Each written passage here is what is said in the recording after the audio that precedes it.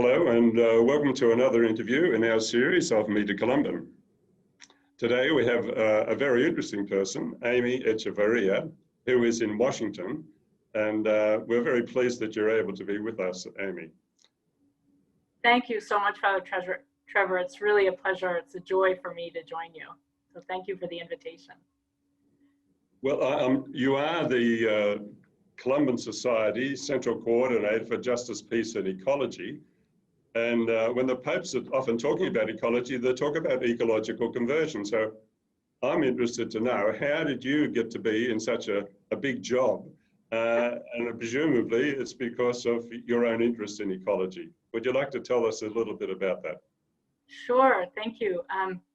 My ecological conversion and vocation dates back several decades to when I was a little girl living in rural North Carolina. And on an evening, riding with my mother in the car, looking out at the night sky, the twilight night, and the sky was ablaze with swirling colors of red and yellow and purple and pink. And I can remember looking and asking my mother, where is God? As I gazed at the horizon, and my mother fell silent. And I can realize now that at that early young age, even though I couldn't put words to it, I really was discovering God in all places and in the beauty of that sunset. And I do believe that God was speaking to me through that connection with the sky and inviting me to discover God in the beauty of the horizon. Thank you. I think that's very true, isn't it? I think a lot of people experience God through nature and they probably don't recognize what's happening to them. So I think it's good for us to be able to kind of talk about that. So, but you joined the Columbans. Why did you get associated with the Columbans, and where did you end up? Sure. Well, from a very young age, that same time I was gazing at the horizon, I always felt a longing to be outside of my own place. And so once I'd finished my education, I decided to go to South America. I felt a call to serve in Chile, and I lived with a group of sisters, Holy Child Sisters, a congregation here in the US. And it's there that I met Columbans and began first as a volunteer and then later joined as our national coordinator for Chile for peace, justice, and ecology. And so what sort of work were you doing when you were in Chile? I worked with women, vulnerable women and teenagers in the city. I lived and worked in Santiago, and there was great vulnerability, economic and social vulnerability. And so I spent my days accompanying a community of women and teenagers, walking with them in their own personal and spiritual growth and skills development, and my own as well. So what years are we talking about, Amy? I mean, we know Chile was involved in lots of sort of political upheavals. So what years were you there? Yeah, I went there in the late 1990s through the early 2000s. And so it was a time of democracy. Democracy had returned, Pinochet had been removed. And I remember within the first month of my arrival, two very important figures. The cardinal during the time of the dictatorship, Cardinal Raul Silva Enriquez, he died. Mm-hmm. And then shortly after, the president of the National Association for Disappeared, family members of the disappeared, which was a place that I volunteered. She also passed away. So that really marked the beginning of my time in Chile, to see how the people both celebrated and felt the anguish of the years of the dictatorship. So it was a real marking moment, and it felt like such a blessing to be there and share in that national moment mourning and celebration. Well, yeah, I was just thinking, I mean, it is always, isn't it? Like we talk about it as culture shock, but I mean, there's a lot involved in getting engaged with people at the level that you're talking about and getting into their experiences. What was it like as somebody coming from North America to work down in Chile? Yeah, it's a good question. You know, in a lot of ways, because of the economic development in Chile, um, there were lots of things that felt similar. Um, you know, access to, you know, stores and, you know, grocery stores and all the kinds of somewhat comforts of my life in the United States. But I found it was the women in particular that I worked with who opened up for me a real, it was a women's center, an empowerment center where they learned skills for their own kind of micro enterprise, but also spiritual and personal growth. And they took really deep journeys into themselves as women. And, you know, at the time, I was very uncomfortable with words like being a feminist or being a missionary. And what I discovered in the women that I worked with was what that means is really a journey of discovery, a journey of discovery of self and a discovery of the other, those who may be different. And so the women in their perspective taught me a lot about what it means to go very deeply into the heart. Wow. Yeah. Mm. And you mentioned then that you were involved with the Columbans as their coordinator concerning ecology while you were there. What did that mean, like concretely? What sort of challenges were you facing? Or what sort of ecological challenges was the nation facing? Right. There were a few things that were really pressing at the time. One of them, and of course these things are all interconnected, but one of the major issues at the time when I was there, which was an issue for Chile as a nation, but also for Columbans as a major concern, was genetically modified organisms. And I think Australia has done a lot of work, and in the Pacific around that. You know, genetically modified organisms and the patenting of seeds. And so Chile is very well known for its agriculture. And Right. there was this, you know, questionable manipulation of nature. And the reason that was being done was for economic reasons, for trade, for export of fruits and vegetables and grain.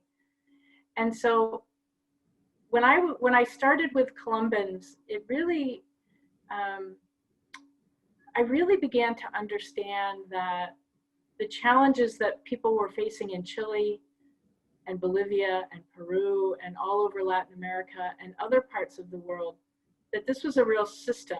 There was a real structure in the economic model and the demand for consumption that comes from countries like mine, the United States. And so that was a very real concern, along with other issues like deforestation and mining. Chile's huge mining country faced with mining issues and access to you know, water rights, having access to clean water. These were all things that Chile faced then and continues to face, sadly. I mean, all of that sounds very, very overwhelming. I mean, what were you or what was the Columbans able to do in the face of such a kind of a challenge? I mean, obviously the problems are not solved yet and we continue to face similar problems around the world. So I suppose it goes to the question of what is the church can do, you know, how did you process those sorts of questions for yourself? Yeah, I think one of the things that I've learned and so appreciate about the society is a real recognition that any work that we do is not done in isolation, that we do it with our friends and partners, community members. And so that has always been the way that, in my experience in the work of justice, peace, and ecology with Columbans, is that we always work in partnership. We always work collaboratively. We always work in community. And so in that way, while there are certainly moments of being overwhelmed and consumed, but I think there really is. I mean, we're a Trinitarian faith. We're a faith of community, and so that really does ground us and makes it possible, you know. Yeah. Well, I can see now why you, when you came back to the United States, the Columbans quickly sort of moved you over to Washington. I'm not too sure how quickly it was, but you sort of, I came to know of you, especially when you were based in Washington. Would you like to share a little bit of that experience with us? Sure, and talk about culture shock. Moving back from Chile to Washington, D.C. was, I mean, it was a real challenge.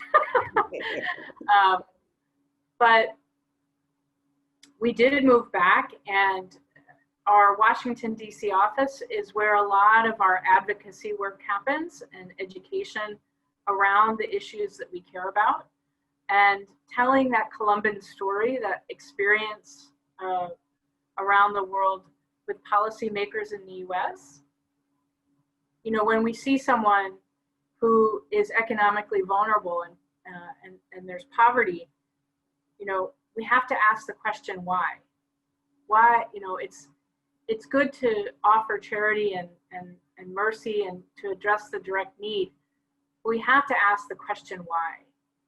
And that's been a lot of, you know, a lot of the work in justice, peace, and ecology for Columbans is asking that why question and trying to change it, trying to. Yeah. I mean, I think it was, there were posters of Helder Camara used to say that, didn't he? You know? That's right. That's who I was thinking of. Thank you. You saved me. So, you know, he says, if I give a handout to the poor, then I'm considered a Christian. If I'm asked why, I'm considered a Marxist or something, you know. That's right. That's right. You know, it's a very good quote, isn't it? It sums up a lot. And I can understand now your rationale behind your work. When you talk about advocacy to the policymakers in Washington, I'm intrigued. What did you sort of buttonhole them as they were going down the street and sort of say, read this? I mean, how did you actually concretely exercise this mission? Yeah. So I remember the very first time I went to Capitol Hill and to the congressional offices of our members of Congress. And I remember feeling surprised at how accessible these offices and these politicians are. Even going without an appointment, just showing up at their door. Of course, they prefer an appointment, but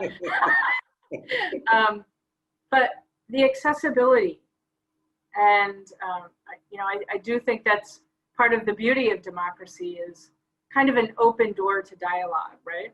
Yeah. And I remember that first visit I went to, that great sense of empowerment, of liberation. I mean, that's very, you know, that's very much about, you know, at the heart of our faith is liberation. And, you know, Jesus died on the cross to free us from our sin and woundedness.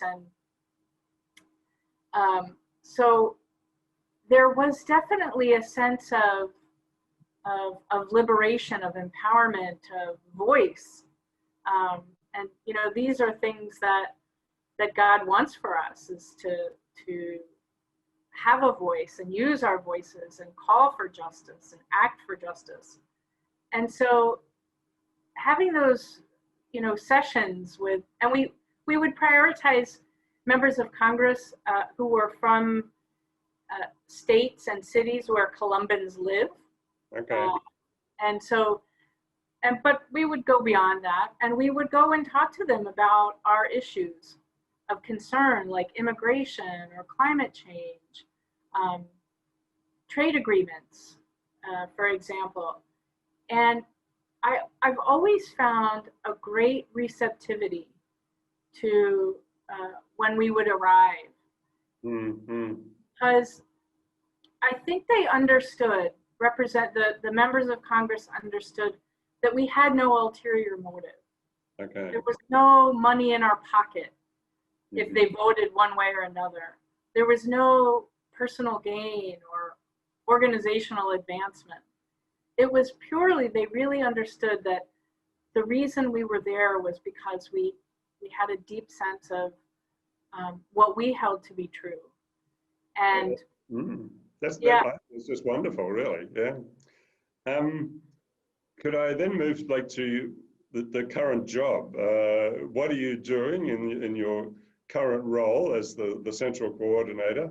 And what sort of, do you have a particular projects going on at the moment, or what do you see as the concerns for the society worldwide?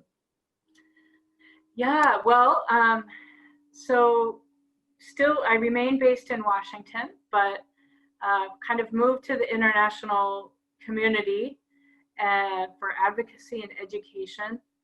We have Columban Justice, Peace, and Ecology coordinators and team members around the world. So part of my work is to animate us and bring us together in collaboration and communication and shared action.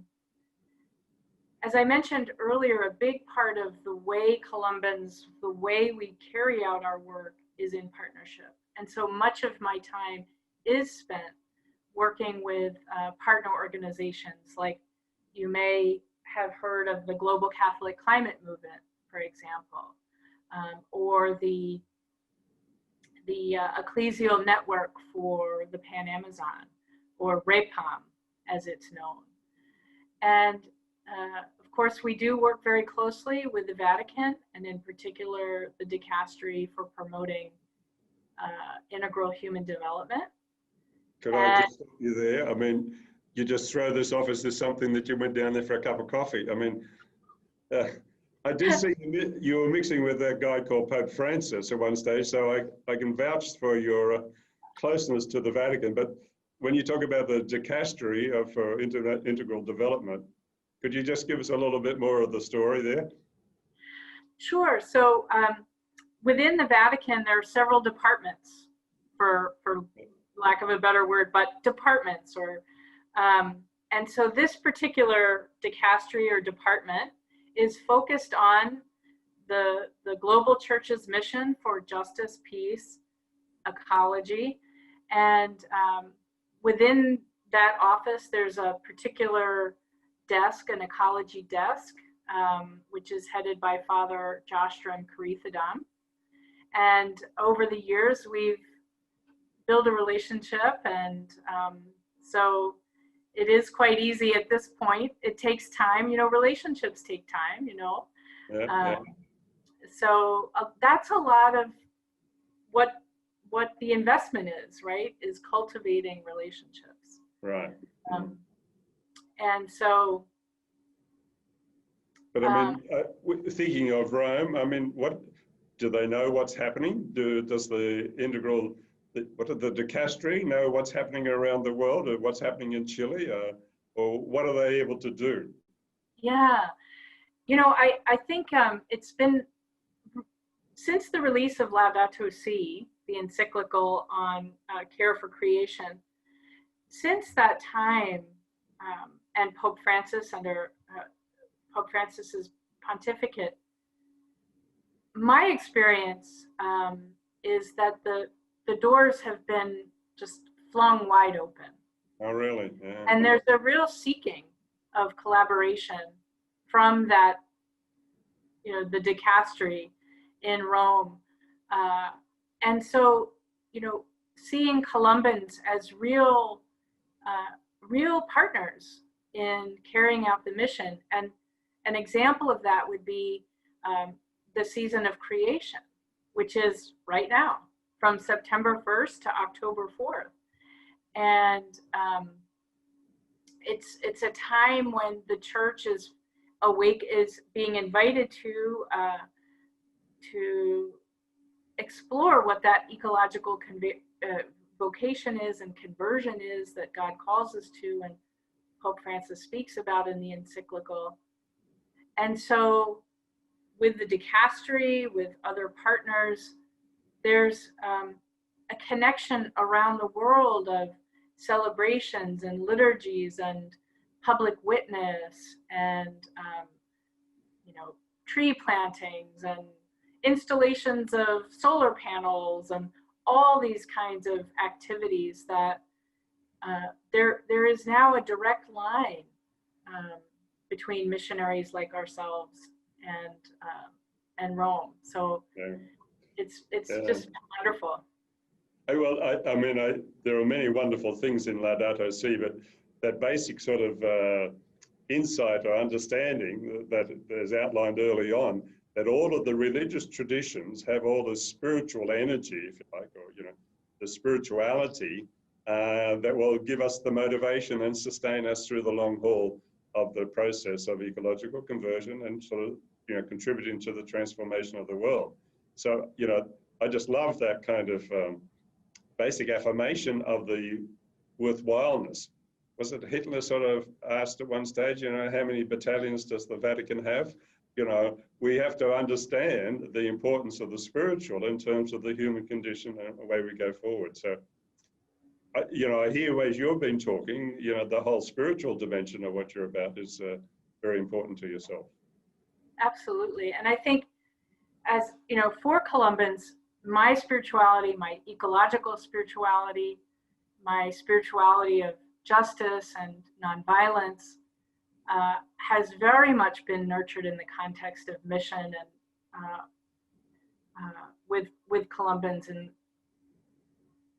that famous quote from St. Columban, if you want to know the creator, know creation.